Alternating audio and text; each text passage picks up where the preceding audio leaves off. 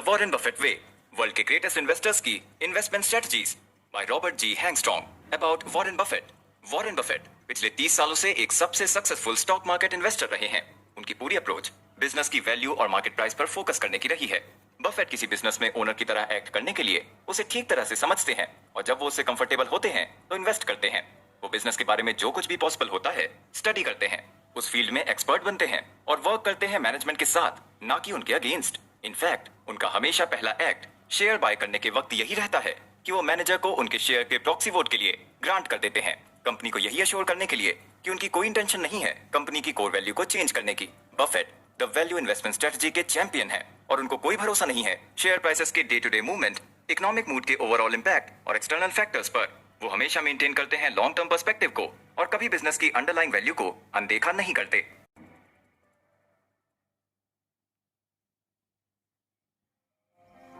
Buffett की investment करने की अप्रोच। पहली, कभी भी स्टॉक मार्केट के डे टू डे फ्लक्चुएशंस के साथ ना चलें। मार्केट कंपनी की वैल्यू को सेट करने के लिए नहीं, बल्कि खरीदने और बेचने को इजी करने के लिए एग्जिस्ट करते हैं। मार्केट में सिर्फ उन पर नजर रखें जो कि सिर्फ विलिंग है स्टॉक को अच्छे प्राइस पर सेल करने के लिए। दूसरी, जनरल इकोनॉमी के बारे में ना समझें और ना ही उसकी चिंता करें। अगर आप यही प्रेडिक्ट नहीं कर सकते कि स्टॉक मार्केट क्या करेगी दिन ब दिन, तो आप कैसे अच्छी तरह प्रेडिक्ट कर सकते हैं इकोनॉमी के फेट को। तीसरी, बिजनेस को बाय करें ना कि उसके स्टॉक को, और स्टॉक परचेज को ऐसे ट्रीट करें जैसे कि आप पूरे बिजनेस को खरीद रहे हो इन टेनेट्स की मदद से। Business tenets. पहला, क्या बिजनेस सिंपल और समझने लायक है आपके इन्वेस्टर के प्रोस्पेक्टिव से। दूसरा, क्या बिजनेस लगातार बहुत टाइम से काम कर रहा है। तीसरा, क्या बिजनेस के पास लंबे समय तक काम करने की संभावना है। Management tenets. पहला, क्या मैनेजमेंट समझदार है। दूसरा, क्या मैनेजमेंट ईमानदार है शेयर होल्डर्स के साथ। तीसरा, क्या मैनेजमेंट विरोध करती है इंस्टीट्यूशनल इंपेरेटिव का। Financial tenets. पहला, फोकस करें इक्विटी की रिटर्न पर, ना कि हर शेयर की अर्निंग पर। दूसरा, कैलकुलेट करें ओनर अर्निंग्स। तीसरा, ज्यादा प्रॉफिट मार्जिन्स वाली कंपनी को ढूंढें।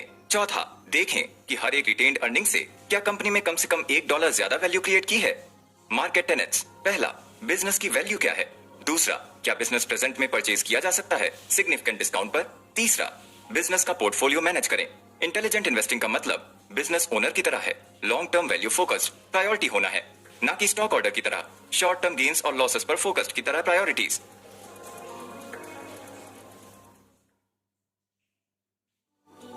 Early life of Warren Buffett. Warren Buffett 1993 में Forbes list of America's richest people में से एक थे। उनके पास नेटवर्थ $8.3 बिलियन के करीब है। सभी 69 लोग जो लिस्टेड थे, बफेट उनमें से एक थे जिन्होंने स्टॉक मार्केट से अपनी वेल्थ कमाई थी। वो यूनिवर्सिटी ऑफ नेब्रास्का से ग्रेजुएट हुए थे, जहां पर रहते हुए उन्होंने एक बुक पढ़ी थी, intelligent investor bye Benjamin Graham. इस बुक ने बफेट को इतना इंप्रेस किया कि वो न्यूयॉर्क चले गए बेन ग्राहम से पढ़ने के लिए कोलंबिया ग्रेजुएट बिजनेस स्कूल में। 1956 में 25 की एज में बफेट ने इन्वेस्टमेंट पार्टनरशिप शुरू की। उनके पास 7 लिमिटेड पार्टनर थे जिन्होंने $1,05,000 कंट्रीब्यूट करे थे और बफेट ने $100 जनरल मैनेजर रहते हुए लिमिटेड पार्टनर 6% इंटरेस्ट और 75% प्रॉफिट जो जनरेट होता था रिसीव करते थे हर साल। वहीं बफेट को दूसरा 25% पे होता था। अगले 13 साल में यही पार्टनरशिप की कंपाउंड इन्वेस्टमेंट थी 29.5% सालाना रेट पर। 1965 में बफेट ने पार्टनरशिप क्लोज कर दी और $25 मिलियन पर्सनल स्टेक के साथ कैश आउट हुए। वॉरेन बफेट ने अपनी कैपिटल को बर्कशायर कॉटन मैन्युफैक्चरिंग, एक अच्छी तरह एस्टैब्लिश्ड लेकिन स्ट्रगलिंग टेक्सटाइल कंपनी के कंट्रोलिंग इंटरेस्ट को परचेज करने में यूज किया। कंपनी हैथवे मैन्युफैक्चरिंग के साथ मर्ज हो गई और 1967 में 2 और इंश्योरेंस कंपनी के इंटरेस्ट को खरीद लिया। यही कंबाइंड कंपनी का नाम बदलकर बर्कशायर हैथवे रख दिया गया। इस कंबाइंड कंपनी के insurance companies study rate cash flow generate करती थी जो कि इन्वेस्ट कर दिए जाते थे स्टॉक और बॉन्ड में, जिससे क्लेम की पेमेंट करने के लिए पेमेंट अवेलेबल रहती थी। 1967 में कंपनी का स्टॉक पोर्टफोलियो था $7.6 मिलियन, तो बफेट ने इस पर कंट्रोल लिया। 2 साल के अंदर स्टॉक पोर्टफोलियो $42 मिलियन से ग्रो किया और इंश्योरेंस कंपनी ने टेक्सटाइल साइड ऑफ कंपनी से ज्यादा प्रॉफिट जनरेट किया। 1970 के वक्त बशायर ने 3 और इंश्योरेंस कंपनी खरीदी और 5 और शुरू की। बफेट ने कंपनी की टेक्सटाइल साइड को बंद कर दिया और बर्कशायर हैथवे को होल्डिंग कंपनी में बदल दिया। बर्कशायर दूसरी तरह कंपनी को ओन करती थी जो कि अच्छी क्वालिटी रिटर्न जनरेट करती थी डेट को यूज करे बिना। 1993 से बर्कशायर हैथवे ग्रुप के नॉन इंश्योरेंस साइड के पास सेल्स टर्नओवर थी $2 बिलियन और $176 मिलियन अर्न करे आफ्टर टैक्स, जो कि 37% थी ग्रुप की ऑपरेटिंग अर्निंग्स की। वॉरेन बफेट और उनकी वाइफ अभी 40% स्टॉक ओन करते हैं बर्कशायर हैथवे का। बफेट चीफ एग्जीक्यूटिव हैं कंपनी के $1 लाख सैलरी पर ईयर पर और एम्प्लॉइज जो कि different part of the company manage करते हैं वो इससे भी ज्यादा अर्न करते हैं। बर्कशायर हैथवे के पास कॉर्पोरेट नेटवर्थ $22 मिलियन की, जब वॉरेन बफेट के पास कंट्रोल था आज वो $10.2 बिलियन से ज्यादा वर्थ करती है। बफेट का गोल था कंपनी की वर्थ 15% कंपाउंडिंग रेट से बढ़ाना हर साल।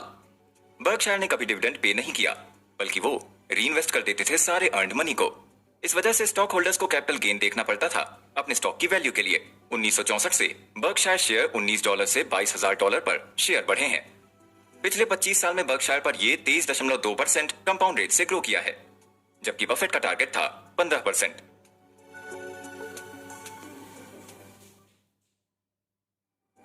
Role models of Warren Buffett. दो मेंटोर्स। वॉरेन बफेट की इन्वेस्टमेंट मेथोडोलॉजी हाइब्रिड मिक्स है। दो 1930 के investment advisers Ben Graham and Philip Fisher की। ग्राहम से बफेट ने the margin of safety approach सीखा, जो कि है स्ट्रिक्ट कॉम्पिटिटिव गाइडलाइंस का यूज करना उन कंपनीज में शेयर बाय करने के लिए जो कि अपनी वर्किंग कैपिटल से कम में शेयर सेल कर रही हैं। ग्राहम ने इस बात पर जोर दिया कि स्टॉक मार्केट में शॉर्ट टर्म फ्लक्चुएशंस पॉइंटलेस है और स्टॉक पोजीशन हमेशा लॉन्ग टर्म होनी चाहिए। फिशर से बफेट ने यह सीखा कि मैनेजमेंट क्या वैल्यू रखती है बिजनेस के लिए, और यही कि डाइवर्सिफिकेशन रिस्क को बढ़ाती है कम करने की बजाय, क्योंकि वो ऐसी बन जाती है जहां इम्पॉसिबल होता है सारी चीजों को देखना जो कि अलग अलग जगह रखी हो। पहला, Benjamin Graham. Security analysis and the intelligent investor के ऑथर ग्राहम वाइडली माने जाते हैं पहले professional financial analyst. Ben Graham New York में पैदा हुए थे और उनके पास साइंस डिग्री थी कोलंबिया यूनिवर्सिटी से। 25 की एज तक वो ब्रोकरेज फर्म में पार्टनर थे। $6 लाख अर्निंग पर ईयर के साथ वो फाइनेंशियली रूइंड हुए 1929 क्रैश में, और उनको अपने फॉर्चून को फिर से बनाना पड़ा। ग्राहम की इन्वेस्टमेंट फिलॉसफी ये थी कि एक अच्छे से चुना हुआ डाइवर्सिफाइड पोर्टफोलियो कॉमन स्टॉक का बेस्ड होना चाहिए, रीजनेबल प्राइस पर, जहां पर कोई भी शब्द से अच्छा लॉन्ग टर्म इन्वेस्टमेंट कर सके। ग्राहम के लिए इन्वेस्टमेंट और स्पेकुलेशन के बीच फर्क यही था। इन्वेस्टमेंट ऑपरेशन वो है जो पूरी तरह एनालिसिस प्रिंसिपल्स की सुरक्षा का वादा और सेटिस्फैक्टरी रिटर्न दे, और ऑपरेशन जो कि इन रिक्वायरमेंट्स को पूरा नहीं करते वो स्पेकुलेटिव है। उनका मानना था कि इन्वेस्टमेंट के लिए प्रिंसिपल की सुरक्षा और सेटिस्फैक्टरी रिटर्न रिक्वायर्ड है। सेफ्टी एक रिलेटिव टर्म है जो कभी पूरी नहीं हो सकती। उसी तरह सेटिस्फैक्टरी रिटर्न के कॉन्सेप्ट के साथ वो भी सब्जेक्टिव है, चाहे डिविडेंड इनकम हो या स्टॉक प्राइस एप्रिसिएशन। ग्राहम ने कॉमन स्टॉक्स में इन्वेस्ट करने के लिए 3 अप्रोच बताई थी। पहली, the cross section approach. Investor share buy करता है शेयर मार्केट की हर सेक्टर की कंपनी में, फिर चाहे कुछ भी हो इकोनॉमी में, कम से कम एक स्टॉक तो अच्छा परफॉर्म करेगा ही। दूसरी, the anticipation approach, short term selectivity. ये उन कंपनी में इन्वेस्टिंग है जिनके पास आने वाले 6 महीने से 1 साल तक फेवरेबल आउटकम रहेगा। हालांकि यही वॉलेटाइल और सुपरफिशियल अप्रोच है जो कि ज्यादातर शेयर ब्रोकर्स यूज करते हैं। ग्रोथ स्टॉक्स, ये उन कंपनी में इन्वेस्ट करने के लिए है जिनकी सेल्स और अर्निंग्स बढ़ना एक्सपेक्टेड है एवरेज बिजनेस से। ये ट्रिक उन कंपनी के स्टॉक बाय करने के लिए है जिनके प्रोडक्ट अर्ली स्टेज में है या उनके प्रॉफिट और रेवेन्यूज जल्दी ही बढ़ने वाले हैं। डिफिकल्टी यहां पर यह है कि यहां एक्यूरेट फोरकास्टिंग नहीं हो पाती ग्रोथ रेट की। तीसरी, मार्जिन ऑफ सेफ्टी अप्रोच। ये अप्रोच उन कंपनीज में इन्वेस्ट करने के लिए है जिनके पास बड़ा मार्जिन होता है अर्निंग और फिक्स्ड कॉस्ट के बीच, जिस तरह से इन कंपनीज की रिसेशन से निकलने की अच्छी संभावना होती है। इस कॉन्सेप्ट से सिर्फ उन कंपनी के शेयर खरीदे हैं जिनकी प्राइस इंट्रिंसिक वैल्यू से कम हो, जो कि डिटरमाइंड हो असेट्स, अर्निंग, डिविडेंड और फ्यूचर एस्पेक्ट से। ग्राहम ने स्ट्रांगली रिकमेंड करा था मार्जिन ऑफ सेफ्टी अप्रोच को ग्रोथ करने वाली कंपनी के कॉमन स्टॉक में इन्वेस्टमेंट करने के लिए। उनकी अप्रोच इन्वेस्टमेंट की ये थी कि ग्रोथ कंपनी के शेयर परचेज करें जब ज्यादातर मार्केट ट्रेडिंग कर रही हो लो प्राइस पर, या जब ग्रोथ कंपनियों के शेयर ट्रेड हो रहे हो इंट्रिंसिक वैल्यू से कम में। जबकि लो मार्केट में बाय करना सबका ऑब्जेक्टिव होता है, लेकिन इस अप्रोच का कोई कॉम्पिटिटिव एडवांटेज नहीं होता। इसलिए ग्राहम ने सजेस्ट किया अंडर वैल्यूड स्टॉक को आइडेंटिफाई करना मार्केट सेंटिमेंट पर ध्यान दिए बगैर, जो कि स्टॉक मार्केट इन्वेस्टमेंट में सक्सेस की चाबी है। इंट्रिंसिक वैल्यू क्लोजली लिंक्ड होती है कंपनी की फ्यूचर अर्निंग पावर और फिक्स्ड कॉस्ट से। ये हार्ड या रियल एसेट है प्लस अर्निंग की फ्यूचर वैल्यू जो प्रोड्यूस होगी। ग्राहम ने एडवोकेट किया था अप्रोचेस शेयर को बाय करने के लिए। पहला, 2/3 से कम कंपनी की नेट एसेट वैल्यू को खरीदें। दूसरा, सिर्फ low price to earnings ratio stock पर फोकस करें। याद रखें कि ये स्टॉक्स जनरली मार्केट सेंटिमेंट के फेवर में नहीं होते, और मार्केट इनएफिशिएंसीज जो कि इमोशन से क्रिएट होती हैं जनरेट करते हैं वैल्यूएबल अपॉर्चुनिटीज रेशनल इन्वेस्टर के लिए।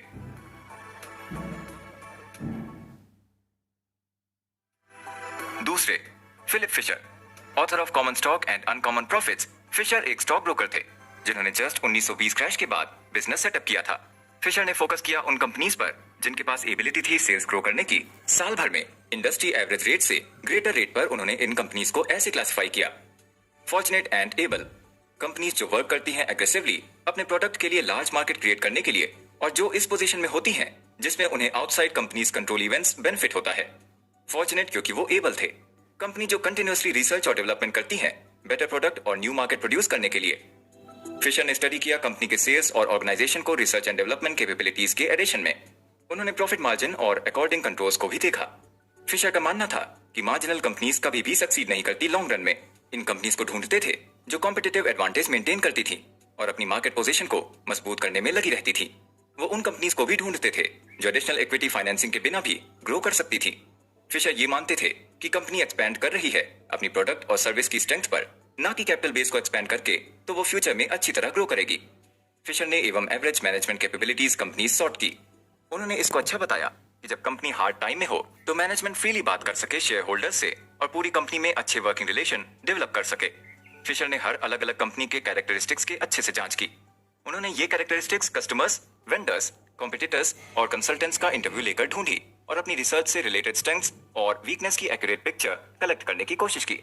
फिशर ने सजेस्ट किया कि ये अच्छा है कुछ आउटस्टैंडिंग कंपनी की बजाय। उन्होंने हमेशा अपनी सर्किल ऑफ कॉम्पिटेंस में ही इन्वेस्ट किया, दैट इज उन कंपनीज में जिन्हें वो समझते थे और जिनके साथ कंफर्टेबल फील करते थे। Foundation of the Buffett approach. Warren Buffett company को उनके ऑपरेटिंग रिजल्ट से इन्फॉर्म करने देते थे, ना कि short term stock market fluctuation से। उनकी स्ट्रेटजी पेशेंट इन्वेस्टमेंट बेस्ड थी, बिजनेस की वैल्यू के हिसाब से। बफेट की पूरी अप्रोच ये है कि वो शेयर परचेज को बिजनेस ओनर की तरह देखते हैं, ना कि स्टॉक मार्केट डैबलर की तरह।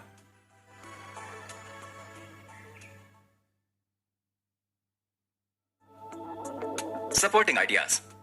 पहला, पर्टिकुलर स्टॉक में इन्वेस्ट करना और प्रेडिक्ट करना, जनरल स्टॉक की डायरेक्शन दोनों में बड़ा डिफरेंस है। टेक्नोलॉजी होने के बाद भी लोग ही हैं जो मार्केट बनाते हैं। इन्वेस्टर पर बड़ा इन्फ्लुएंस होता है शॉर्ट टर्म मार्केट डायरेक्शन और स्टेबिलिटी का, जबकि स्टॉक की लॉन्ग टर्म वैल्यू डिटरमाइंड होती है बिजनेस की इकोनॉमिक प्रोग्रेस से, ना कि day to day market fluctuation से। दूसरी, the mister market allegory. Imagine करें कि आप ओनर हैं स्मॉल बिजनेस के पार्टनरशिप में मिस्टर मार्केट के साथ। हर रोज मिस्टर मार्केट कोट करते हैं प्राइस को जिस पर वो राजी हैं आपके हाफ बिजनेस को खरीदने के लिए या अपना हाफ बिजनेस बेचने के लिए। जब बिजनेस अच्छी प्रोग्रेस पर होता है, मिस्टर मार्केट के कोट बहुत ज्यादा चेंज होते हैं उनके मूड के हिसाब से। जब वो उत्साहित होते हैं तब उनके प्राइस एक्सेप्शनली हाई होते हैं। कन्वर्सली, उन्हें उनके गंदे बिन पर स्ट्राइक करें जब वो बहुत बुरा देखना सोच रहे हैं और अनयूजुअल लो प्राइस कोट कर रहे हैं। अगर आप मिस्टर मार्केट के साथ बिजनेस में होते और ट्राई करते हैं उनकी विजडम के एडवांटेज का, तो आप इमोशनल रोलर कोस्टर राइड पर हो सकते हैं। रादर आप मिस्टर मार्केट की पॉकेट बुक का एडवांटेज लें, ना कि उनकी विजडम का। अगर आप इस इन्फ्लुएंस में आते हैं तो ये विनाशकारी है। सक्सेसफुल स्टॉक मार्केट के इन्वेस्टर को हमेशा इमोशन के बवंडर को अलग रखना चाहिए, जो मिस्टर मार्केट शुरू करते हैं जनरल मार्केट में और हर रोज इसे बेचने के लिए अच्छी बिजनेस जजमेंट्स की एक्सरसाइज करते हैं। तीसरा, इन्वेस्टर को हमेशा फाइनेंशियली और साइकोलॉजिकली प्रिपेयर रहना चाहिए रोज की मार्केट फ्लक्चुएशन से डील करने के लिए। जब तक आप बिना पैनिक हुए स्टॉक होल्डिंग की वैल्यू को 50% से नीचे या उससे ज्यादा डिक्लाइन होते हुए नहीं देख सकते, तब तक आप सक्सीड नहीं करेंगे। चौथा, प्राइस कम होना एक रास्ता है ज्यादा शेयर को आपके पोर्टफोलियो में लो प्राइस पर ऐड करने के लिए। जब तक आप इन्वेस्ट करते रहेंगे अच्छे रनिंग बिजनेस में जिसके पास अच्छे फंडामेंटल्स, मैनेजमेंट और प्राइस है, तब तक आपकी सक्सेस ही होगी। पांचवा, एबिलिटी को तब तक ही सीखें जब तक सारे फैक्ट आपके पेपर में ना हो। ये एडवांटेज करेगा किसी को भी स्टॉक मार्केट इन्वेस्टर के लिए। र्यूमर की स्ट्रेंथ पर किसी भी मेडिकोर बिजनेस में कंटिन्यूअसली बाइंग और सेलिंग से बचाकर बफेट बाय और होल्ड करते थे शेयर परमानेंटली। कुछ आउटस्टैंडिंग और वेल मैनेज बिजनेस में उनकी हमेशा से अप्रोच पेशेंटली वेट करने की थी जब तक बहुत अच्छी इन्वेस्टमेंट अपॉर्चुनिटी ना आए। छठा, इन्वेस्टमेंट में सक्सेस श्योर नहीं होती है और सक्सेस हमेशा गलत से ज्यादा सही काम करने से आती है। इसको अचीव करने के लिए जो चीज है आप गलत कर सकते हैं उसे कम करने की कोशिश करें और फोकस करें उन चीजों पर जिन पर आप पूरी तरह कॉन्फिडेंट हैं। सातवां, मार्केट के र्यूमर की स्टोरी। एक ऑयल प्रोस्पेक्टर सेंट पीटर से हेवन के गेट पर मिले। सेंट पीटर ने उन्हें बताया कि वहां उनके लिए कोई जगह नहीं है अंदर आने के लिए और प्रोस्पेक्टर से पूछा गया कि क्या आप सिर्फ 4 शब्दों में बोल सकते हैं कुछ ऑयल बिजनेस के बारे में। प्रोस्पेक्टर ने चिल्लाते हुए बोला, ऑयल डिस्कवर्ड इन हेल। इसके साथ दूसरे ऑयलमैन जो हेवन में थे उन्होंने मार्च किया हेल की तरफ। सेंट पीटर इंप्रेस हो गए और उन्होंने इनवाइट किया प्रोस्पेक्टर को हेवन में। प्रोस्पेक्टर ने बोला, नो थैंक्स, मेरे विचार से मैं बाकी लड़कों के साथ जाऊंगा क्योंकि ये हो सकता है कि इस र्यूमर में कुछ सच्चाई हो। सारे एक्सपीरियंस और एजुकेशनल क्वालिफिकेशंस के बावजूद स्टॉक मार्केट इन्वेस्टर्स और इंस्टीट्यूशंस में देखा जाता है कि वो अभी भी तर्कशील एक्ट करते हैं और भीड़ के साथ चलते हैं। बफेट कभी वरी नहीं होते थे इंपॉर्टेंट लोगों को अपने डिसीजन से एग्री करने में और कॉन्फिडेंस लूज नहीं करते थे उनके डिसएग्री होने से भी। आठवां, इन्वेस्टर्स और बिजनेस पर्सन को कंपनी को सेम वे में देखना चाहिए।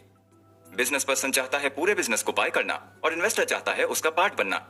फर्स्ट क्वेश्चन जो किसी भी बिजनेस पर्सन के दिमाग में आएगा कि इस कंपनी की कैश जनरेट करने की पोटेंशियल कितनी है। टाइम के साथ हमेशा वैल्यू ऑफ कंपनी और उसकी कैश जनरेट की पोटेंशियल में डायरेक्ट कोरिलेशन रहेगा। और अगर ये क्वेश्चन इन्वेस्टर भी ध्यान रखें तो उसको भी बेनिफिट हो सकता है। बिजनेस पर्सन की तरह अपनी सोच को चेंज करें। बाइंग और सेलिंग शेयर इन कंपनी से बाइंग एंड सेलिंग बिजनेस में जो आपको ओन करना था पहले से। इससे आपके पास बहुत अच्छा पर्सपेक्टिव होगा फ्यूचर के लिए। 9वां, कंपनी की सक्सेस को जज करने के लिए शॉर्ट टर्म प्राइस फ्लक्चुएशंस एक अनवाइज क्राइटेरिया है। उसकी जगह इन्हें देखें। शुरुआती शेयर होल्डर्स इक्विटी पर return, operating margin changes, debt level changes, company की कैश जनरेटिंग एबिलिटी। इसका मतलब है कि यूज करें इकोनॉमिक क्राइटेरिया का, ना कि प्राइस के चेंज का। रिलेशनशिप इन्वेस्टिंग क्रिटिकली इंपॉर्टेंट है। इस अप्रोच के साथ इन्वेस्टर्स एक्ट करते हैं कंपनी ओनर की तरह जिनके शेयर वो ओन करते हैं। इन्वेस्टर्स प्रोवाइड करते हैं पेशेंट कैपिटल जो कि अलाउ करती है मैनेजमेंट को लॉन्ग टर्म ग्रोथ अपॉर्चुनिटी पर शुरू करने के लिए वही स्टॉक लॉन्ग टर्म तक होल्ड करे जाते हैं। और इन्वेस्टर्स वर्क करता है मैनेजमेंट के साथ कॉर्पोरेटर परफॉर्मेंस को इंप्रूव करने के लिए। वॉरेन बफेट यूजुअली अपने शेयर के वोटिंग राइट असाइन कर देते थे कंपनी की मैनेजमेंट को जो कि परचेज करते थे। ये क्लियर सिग्नल सेंड करता था कंपनी को कि वो चेंज को सीक नहीं कर रहे हैं। वो उन कंपनी से बचते हैं जिन्हें मेजर चेंजेस की जरूरत होती है और शेयर होल्डर्स के रिटर्न इंप्रूव करने के लिए वो मैनेजमेंट के सामने आने से भी बचते हैं। ट्रू वैल्यू रियलाइज करने से पहले बफेट आसानी से किसी भी कंपनी में इन्वेस्ट नहीं कर देते हैं। वो ऐसी कंपनी नहीं ढूंढते हैं जो कि टर्न अराउंड और रिस्ट्रिक्टिंग एक्सरसाइज कर रही हो, क्योंकि ऐसी सिचुएशन क्रिएट करती है जहां पर बहुत सारे वेरिएबल्स पर ध्यान देना पड़ जाता है। बफेट कम सेटिस्फाई होते हैं किसी भी सिक्योरिटी को होल्ड करने में जब तक प्रोस्पेक्टिव रिटर्न बिजनेस की इक्विटी कैपिटल पर सेटिस्फैक्टरी ना मिले। मैनेजमेंट शेयर होल्डर ओरिएंटेड और कॉम्पिटेंट होती है। वही मार्केट कभी ओवरवैल्यू नहीं करती बिजनेस को। जनरली स्पीकिंग बफेट तभी सेल करते हैं जब स्टॉक प्राइस शो करते हैं कि मार्केट बिजनेस को ओवरवैल्यू कर रही है।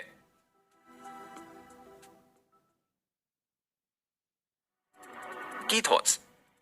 जितना आप वॉल स्ट्रीट से दूर जाएंगे उतना ही डाउट होगा स्टॉक मार्केट की फोरकास्टिंग और टाइमिंग के क्लेम पर। Ben Graham. मुझे लंबे समय में यह फील हुआ कि स्टॉक फोरकास्टर का सिर्फ एक काम है, फॉर्चून टेलर को अच्छा बताना। Warren Buffett.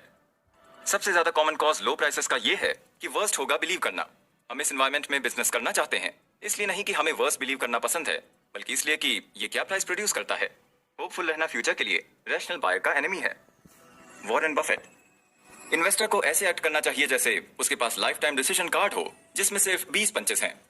हर इन्वेस्टमेंट डिसीजन के साथ आप पक्का कार्ड पंच हो जाए और आपके पास कुछ बचे रहेंगे आगे लाइफ में यूज करने के लिए। Warren Buffett. जैसे जैसे टाइम गुजरता है मैं और ज्यादा कन्विंस हो जाता हूं कि राइट मेथड इन्वेस्टमेंट के लिए ये है कि लार्ज अमाउंट पुट करा जाए उन एंटरप्राइज में जिसकी मैनेजमेंट में आपको बिलीव हो और आप उसके बारे में जानते हो। यही मिस्टेक है सोचना कि एक की लिमिट दूसरे का रिस्क है। ज्यादा स्पेंड करने से उन एंटरप्राइज में जिसके बारे में आप और हम जानते हैं और जिसके लिए आपके पास कोई ट्रस्ट करने का रीजन नहीं है। नॉलेज और एक्सपीरियंस हमेशा लिमिटेड रहती है और एक समय में 2 से 3 एंटरप्राइजेस यही है जिनके लिए फुल कॉन्फिडेंस से मैं एंटाइटल्ड हो सकता हूं। John Maynard Keynes. समझदार लोग अडॉप्ट कर लेते हैं दुनिया के हिसाब से। अनरीजनेबल लोग दुनिया को अपने हिसाब से बदलने की कोशिश करते हैं। इसमें तरक्की डिपेंड करती है अनरीजनेबल लोगों पर। George Bernard Shaw. क्या आप फिश को समझा सकते हो कैसा लगता है जमीन पर चलना? एक दिन जमीन पर रहना वर्थ करता है 1000 यार। उसकी बात करने से और एक दिन बिजनेस रन करना बिल्कुल उसी तरह की वैल्यू रखता है। Warren Buffett. अपनी क्षमता के सर्किल के अंदर ही इन्वेस्ट करें। प्रोग्राम ये नहीं काउंट करता कि कितना बड़ा सर्किल है, ये काउंट करता है कि आप कितने अच्छे से उसके पैरामीटर डिफाइन करते हैं। Warren Buffett. रैशनैलिटी ही क्वालिटी है जिससे बफेट अपना स्टाइल डिस्टिंग्विश कर पाए, जिसे वो बर्कशायर रन करते थे, और यही क्वालिटी वो अक्सर अलग कॉर्पोरेशंस में नहीं ढूंढ पाते हैं। Carol Loomis, Fortune magazine. सावधान रहें फाइनेंस के पास परफॉर्मेंस प्रूफ से। अगर हिस्ट्री बुक चाबी होती अमीर बनने की तो फोर्ब्स 400 में लाइब्रेरियंस भी होते हैं। स्टॉक खरीदने के बाद हमें डिस्टर्ब नहीं होना चाहिए। अगर मार्केट क्लोज भी हो जाए 1 और 2 साल के लिए भी, हमें डेली कोट नहीं चाहिए अपनी 100% पोजीशन ये एच ब्राउन में चेक करने के लिए। फिर क्यों? क्या हमें अपने से 1% इंटरेस्ट जो कि कोक में है उसके लिए कोट चाहिए? Warren Buffett.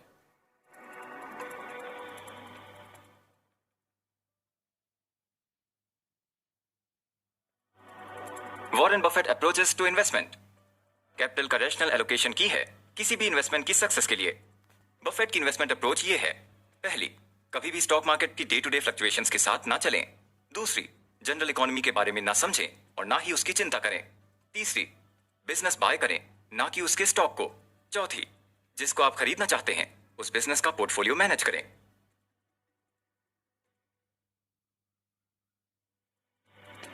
Supporting ideas. पहला, कभी भी स्टॉक मार्केट के डे टू डे फ्लक्चुएशंस के साथ ना चलें। In essence stock market exist करती है शेयर के खरीदने और बेचने को इजी करने के लिए। जब भी इन्वेस्टर मार्केट के फ्यूचर प्राइस का प्रेडिक्टर बनता है वो प्रॉब्लम्स में आता है। जरूरी क्वेश्चन यहाँ है कि आपने अपना होमवर्क किया है या नहीं। अगर आप कंपनी के बारे में जानते हैं मार्केट से ज्यादा तो फिर कोई अटेंशन देनी है कि क्या मार्केट बोलती है। सेकेंडली, अगर आप शेयर खरीदते हैं क्योंकि आपको बिलीव है कि कंपनी के पास अच्छा फाइनेंशियल प्रोस्पेक्ट है और आप उसे सालों तक ओन करना चाहते हैं, तो जो कुछ भी मार्केट में होता है डे टू डे बेसिस पर वो पूरी तरह इंपॉर्टेंट नहीं है। इन्वेस्टर को कोई भी मार्केट के अप्रूवल की जरूरत नहीं होती किसी भी शेयर को परचेज करने के लिए। सिर्फ रोज मार्केट को देखने का ये यूज है कि कोई बेवकूफ अच्छे बिजनेस को तो नहीं बेच रहा कम कीमत पर। दूसरा, जनरल इकोनॉमी के बारे में ना समझें और ना ही उसकी चिंता करें। अगर ये असंभव है प्रिडिक्ट करना कि आने वाले दिनों में स्टॉक मार्केट क्या करेगी, तो ये कैसे पॉसिबल है फोरकास्ट करना कि पूरी इकोनॉमी क्या करेगी आने वाले टाइम में। प्रॉब्लम यहाँ पर यह है कि कुछ इन्वेस्टर्स इकोनॉमिक्स असम्पशंस रखते हैं कि किस डायरेक्शन में इकोनॉमी जाएगी और उन्हीं स्टॉक को सिलेक्ट करते हैं जो कि उनके मॉडल में फिट होता है। इस तरीके से प्रेडिक्शंस हमें खुश करने वाले और सीमित बन जाते हैं। सुपीरियर अप्रोच ये है कि बिजनेस को खरीदें जिसके पास अपॉर्चुनिटी हो ज्यादा प्रोग्रेस करने की, चाहे पूरी इकोनॉमी एक्सपैंड करे या कॉन्ट्रैक्ट। बिजनेस जिसके पास एबिलिटी होती है प्रॉफिट करने की, इकोनॉमिक एनवायरनमेंट में वो बहुत वैल्यूएबल होता है। तीसरा, बिजनेस को खरीदें ना कि उसके स्टॉक को। इन्वेस्टर को उसी कंपनी में शेयर खरीदना चाहिए जिस कंपनी को वो खरीद सके, अगर उसके पास सफिशिएंट कैपिटल है तो। इस प्रोस्पेक्टिव से इन्वेस्टर को उन कंपनीज को ढूंढना चाहिए जिनके ऑपरेशन को वो समझता है। आपके पास लॉन्ग टर्म प्रोस्पेक्ट है जो कि ईमानदार और सक्षम लोगों से ऑपरेट होती है और अवेलेबल है सही प्राइस पर। बिजनेस को खरीदने का डिसीजन इन चीजों पर बेस्ड होना चाहिए: business tenets, management tenets, financial tenets, market tenets. Tenets by Warren Buffett. पहला, बिजनेस टेनेट्स। बिजनेस टेनेट 1, क्या बिजनेस सिंपल और समझने लायक है इन्वेस्टर के नजरिए से? क्या आप समझते हैं कि कंपनी कैसे सेल्स जनरेट करती है, खर्च चुकाना और प्रॉफिट कैसे प्रोड्यूस करती है? इसका मतलब आपको समझना होगा revenue, expenses, cash flow, labour relations, pricing, flexibility और कैपिटल रिक्वायरमेंट को, जो कि एक्सेप्शनली हाई लेवल की नॉलेज है। इसका मतलब इन्वेस्टर को शेयर खरीदने होंगे उन कंपनीज में जो उनके फाइनेंशियल और इंटेलिजेंस के सर्कल के अंदर होंगे। इन्वेस्टर को रियलिस्टिक होना पड़ता है जो वो नहीं जानते उसके लिए, क्योंकि एवरेज से अच्छा रिजल्ट अक्सर ऑर्डिनरी चीजों को एक्सेप्शनल अच्छा करके मिलता है। बिजनेस टेनेट 2, क्या बिजनेस लगातार बहुत टाइम से काम कर रहा है? जनरल में अच्छे लेवल के प्रॉफिट्स लॉन्ग टर्म में अचीव होते हैं उन कंपनीज से जो कि सेम प्रोडक्ट और सर्विस सेल्स से प्रोड्यूस कर रही होती हैं। इन्वेस्टर को कभी भी इग्नोर नहीं करना चाहिए करंट बिजनेस रियलिटी को फ्यूचर सक्सेस के विजन की वजह से। उस बिजनेस को ढूंढें जो कि ये शो करें कि वो अलग इकोनॉमिक साइकिल्स और अलग कॉम्पिटिटिव फोर्स में सर्वाइव कर सकता है। बेस्ट टाइम बिजनेस को खरीदने का तब होता है जब प्रॉफिट रेट इंटरप्ट होता है कुछ एक्सटर्नल शॉर्ट टर्म रीजन की वजह से। ये real one time opportunity create कर सकती है जो है अनयूजुअल लो प्राइस पर और अच्छे बिजनेस परचेज करवा सकती है। बिजनेस टेनेट 3, क्या बिजनेस के पास लंबे समय तक काम करने की संभावना है? इकोनॉमिक वर्ल्ड बटा हुआ है ऐसे large group of commodities companies और स्मॉल ग्रुप ऑफ कंपनीज में जो कि फ्रेंचाइजी खरीदती हैं उनको अपनी प्रोडक्ट और सर्विसेज के लिए। कमोडिटी कंपनी compete करती है सिर्फ प्राइस पर, किसी सप्लाई में डिफरेंशिएशन करे बिना। उसी के साथ ट्रेडिशनल ऑयल और gas companies commodity group computers, automobile और एयरलाइंस अब इंक्लूड करती हैं। इसके विपरीत कंपनी जो फ्रेंचाइजी खरीदती हैं उनके पास प्रोडक्ट या सर्विस होती है जो जरूरी होती है, जिनका ना कोई सब्स्टिट्यूट होता है और जिसके लिए अनरेगुलेटेड मार्केट एग्जिस्ट करती है। Ideally business purchaser franchise type की कंपनी को खरीदना चाहेगा। इन कंपनीज के पास एप्रिशिएबल मार्जिन ऑफ सेफ्टी होती है जिससे मैनेजमेंट की गलतियों को दूर करना और क्रिटिकल बन जाता है कंपनी की परफॉर्मेंस के लिए। अगर पॉसिबल नहीं है फ्रेंचाइजी कंपनी खरीदना, नेक्स्ट बेस्ट ऑप्शन ये है कि कमोडिटी मार्केट के कम कॉस्ट सप्लाई को खरीदा जाए। लॉन्ग टर्म में कम कॉस्ट सप्लाई हमेशा डोमिनेट करेगा कमोडिटी मार्केट को।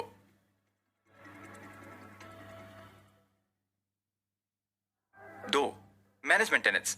मैनेजमेंट टेनेट 1, क्या मैनेजमेंट समझदार है? क्या मैनेजमेंट कंपनी के ओनर की तरह सोचती और काम करती है? खासतौर से कैपिटल कैसे एलोकेट करी है कंपनी ने? रैशनल मैनेजर्स कोई भी ज्यादा कैश एक जो कंपनी जनरेट करती है इन्वेस्ट कर देते हैं उन प्रोजेक्ट्स में जो प्रोड्यूस करते हैं high rates of earning capital cost से।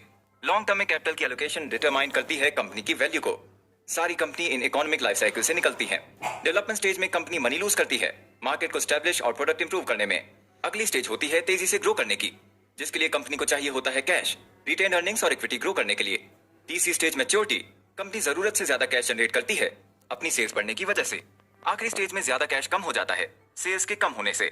मेन क्वेश्चन ये है कि मैनेजर ज्यादा कैश का क्या करता है मैच्योरिटी और डिक्लाइन स्टेज में?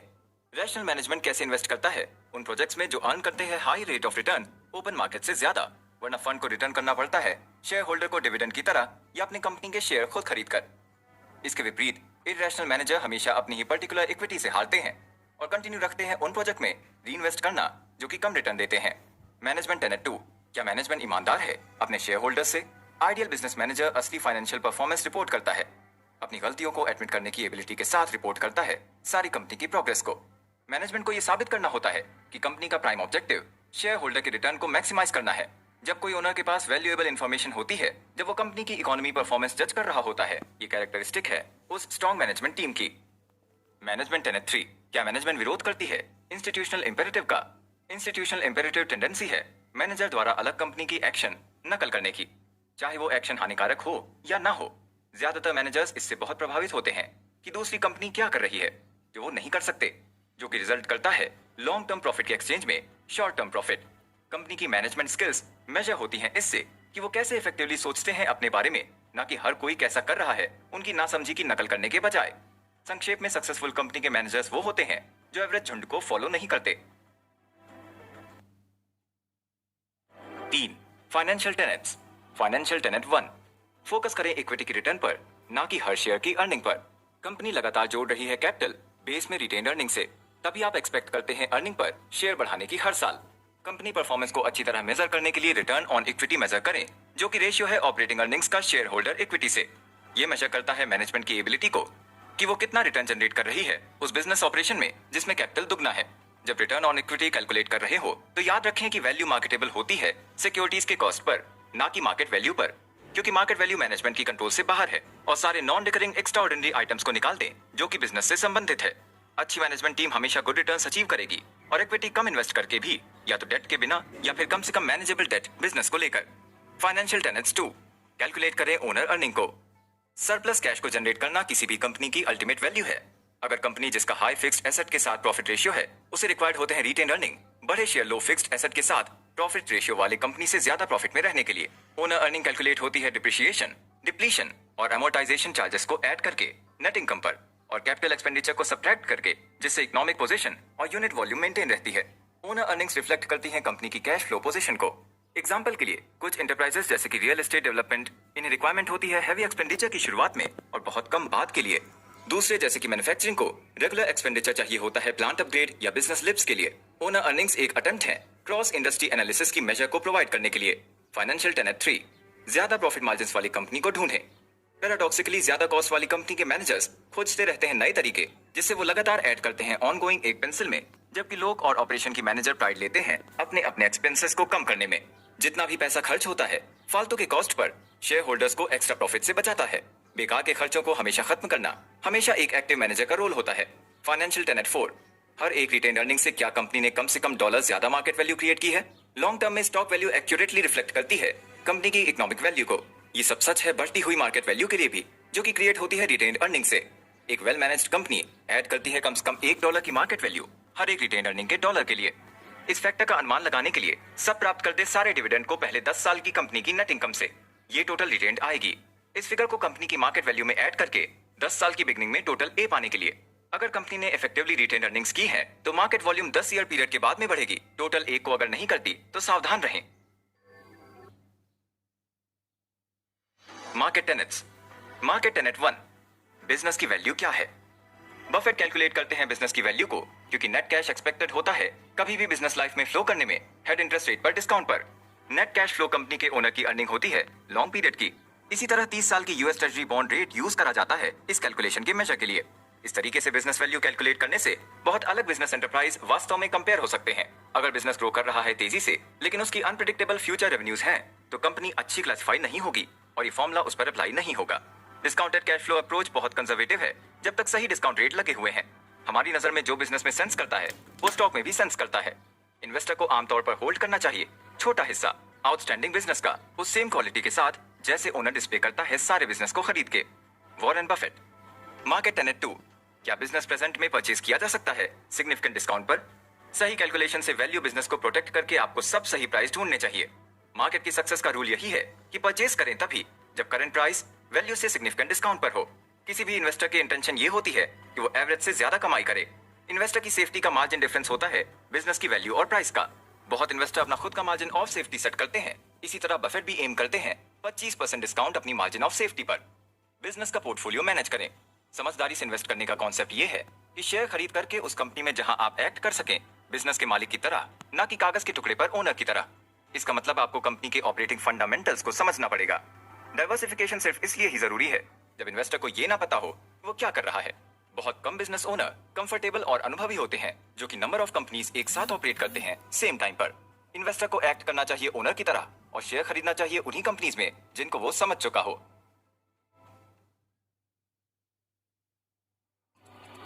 की थॉट्स, मैं बिल्कुल गलत की बजाय अनिश्चित रूप से सही रहूंगा। कीन्स, मार्केट लॉर्ड की तरह उनकी हेल्प करती है जो खुद की हेल्प करते हैं, लेकिन लॉर्ड से डिफरेंट मार्केट उन लोगों को माफ नहीं करते जो जानते ही नहीं है वो क्या करते हैं। वॉरेन बफेट, इन्वेस्टिंग सबसे इंटेलिजेंट है जब वो बिजनेस की तरह है। बेंजामिन ग्राहम, मैं यकीन पर हैवी वेट रखता हूं। अगर आप ऐसा करते हैं, रिस्क फैक्टर का पूरा विचार मेरे को सेंस नहीं करता। ये नहीं जानना कि आप क्या कर रहे हैं, रिस्क यहां से आता है। वॉरेन बफेट, आप ना सही हो सकते ना ही गलत, क्योंकि लोग आपसे डिसएग्री रहते हैं। आप सही हैं क्योंकि आपका डेटा और रीजनिंग सही है। बेंजामिन ग्राहम, ये ज्यादा अच्छा नहीं है, ज्यादा बुद्धिमान होना। प्रिंसिपल चीज ये है कि उसे ढंग से अप्लाई किया जाए। डेस्कॉर्ट्स, जहां तक मैं चिंतित हूं, स्टॉक मार्केट एग्जिस्ट ही नहीं करती। बोल सिर्फ वहां पर रेफरेंस के लिए है, देखने को कि कोई कुछ ऑफर तो नहीं कर रहा, कुछ बेवकूफी करने के लिए। वॉरेन बफेट, बहुत मैनेजर्स हैं जिनके पास बहुत कम इंसेंटिव होता है। उनकी निजी गेन लॉस रेशियो बिल्कुल जाहिर होती है। अगर उनका डिसीजन अच्छा काम करता है तो उन्हें शाबाशी मिलती है, और अगर वो गंदा काम करते हैं तो उन्हें पिंक स्लिप मिलती है। इसका मतलब है उन्हें कंपनी से बाहर कर दिया जाता है। फेल होना आगे जाने का रास्ता है। ग्रुप में लेमिंग्स की चाहे इमेज खराब हो, लेकिन किसी लेमिंग के कभी प्लस पर बुराई नहीं हुई। वॉरेन बफेट, ये मुझे बहुत हेल्पफुल रहा कि दसियों हजारों स्टूडेंट्स जो बिजनेस स्कूल से सीखे थे कि उन्हें यह सिखाया गया है कि ज्यादा सोचने से कुछ अच्छा नहीं होता। जो हम करते हैं वो किसी की भी क्षमता के बाहर नहीं है। ये नेसेसरी नहीं है कि एक्स्ट्राऑर्डिनरी रिजल्ट के लिए एक्स्ट्राऑर्डिनरी चीजें करनी पड़ती है।